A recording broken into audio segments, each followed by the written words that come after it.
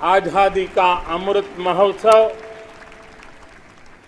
75वें स्वतंत्रता दिवस पर आप सभी को और विश्व भर में भारत को प्रेम करने वाले, लोकतंत्र को प्रेम करने वाले सभी को बहुत बहुत शुभकामनाएं। आओ झुककर सलाम करें उनको जिनके हिस्से में ये मुकाम आता है। खुश नसीब होता है वो खून जो देश के काम आता है। देश ने कल यानी 15 अगस्त को अपना 75वां स्वतंत्रता दिवस मनाया। सभी की नजर लाल किले पर थी। मौके पर प्रधानमंत्री नरेंद्र मोदी ने लाल किले से देश को संबोधित किया। अपने 88 मिनट के भाषण में पीएम मोदी ने अलग अलग मुद्दों पर बात की, जिसमें युवा पीढ़ी, किसान और ओलंपिक खिलाड़ी भी शामिल थे। जहां सबसे पहले सुबह प्रधानमंत्री नरेंद्र मोदी ने राष्ट्रपिता महात्मा गांधी की समाधि पर फूल चढ़ाए। पहली बार लाल किले पर पुष्प वर्षा भी हुई और इतना ही नहीं, वहां ओलंपिक में भारत को गोल्ड मेडल दिलाने वाले एथलीट नीरज चोपड़ा के साथ कई अन्य खिलाड़ी भी कार्यक्रम में मौजूद रहे। 75वें स्वतंत्रता दिवस के मौके पर प्रधानमंत्री नरेंद्र मोदी ने लाल किले के प्राचीर से देश को संबोधित करते हुए कहा कि देश के सभी आर्मी स्कूलों में अब लड़कियां पढ़ सकेंगी। उन्होंने कहा कि कुछ वक्त पहले मिजोरम के एक आर्मी स्कूल में लड़कियों को एंट्री देने की शुरुआत हुई थी, जिसके बाद अब सरकार ने फैसला किया है कि देश के सभी आर्मी स्कूलों को अब देश की बेटियों के लिए खोल दिया जाएगा। पीएम मोदी ने कहा कि भाषा की वजह से देश की बड़ी प्रतिभा को पिंजरे में बांध दिया है, लेकिन भाषा कभी विकास में रुकावट नहीं बननी चाहिए। उन्होंने कहा मातृभाषा में लोग आगे बढ़ सकते हैं। मातृभाषा में लोग पढ़कर आगे बढ़ेंगे तो उनकी प्रतिभा के साथ न्याय होगा। नई राष्ट्रीय शिक्षा नीति भी गरीबों के खिलाफ लड़ाई में बड़ा शस्त्र बनकर सामने आने वाला है, क्योंकि इसमें लोगों की प्रतिभा को जगह दी जाएगी।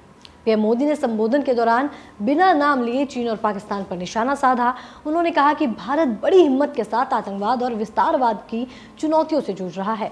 आतंकवाद को लेकर भारत पाकिस्तान पर सवाल उठाता रहा है और पीएम मोदी विस्तारवाद को लेकर चीन पर निशाना साधते रहे हैं। साथ ही प्रधानमंत्री ने कहा कि सर्जिकल स्ट्राइक और एयर स्ट्राइक करके भारत ने अपने दुश्मनों को ये स्पष्ट संदेश दिया है कि अब नया और आधुनिक भारत उभर रहा है, जो कड़े फैसले लेने में पूरी तरह सक्षम है। वहीं नीति शिक्षा को लेकर पीएम मोदी ने कहा कि देश की नई शिक्षा नीति गरीबी से लड़ने और 21वीं सदी की जरूरतों को पूरा करने का साधन है और इसमें अब क्षेत्रीय भाषाओं को अधिक महत्व दिया जाएगा। उन्होंने कहा कि नई शिक्षा में पढ़ाई के साथ साथ खेलों को अतिरिक्त की जगह मुख्यधारा की शिक्षा का हिस्सा बनाया गया है। साथ ही किसानों के लिए कहा कि शहरों के अलावा देश में गांव के विकास पर भी हमें अधिक ध्यान देना होगा।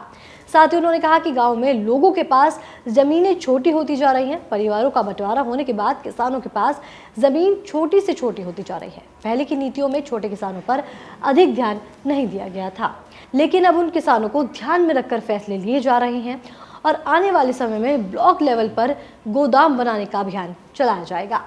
साथ ही उन्होंने कहा कि जब पूरी दुनिया कोरोना महामारी झेल रही थी, तब उस वक्त भारत ने कोरोना वैक्सीन बनाई और लोगों को देने का काम किया। उन्होंने कहा कि अगर ऐसा नहीं होता तो कल्पना की जा सकती है कि भारत का क्या हाल होता।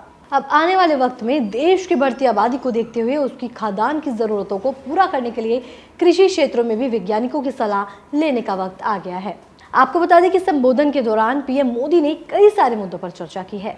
साथ ही उन्होंने नॉर्थ ईस्ट को जोड़ने को लेकर कहा कि उत्तर भारत में सरकार कनेक्टिविटी का इतिहास लिख रही है और ये कनेक्टिविटी केवल इंफ्रास्ट्रक्चर का ही नहीं बल्कि दिलों के बीच का भी रास्ता है।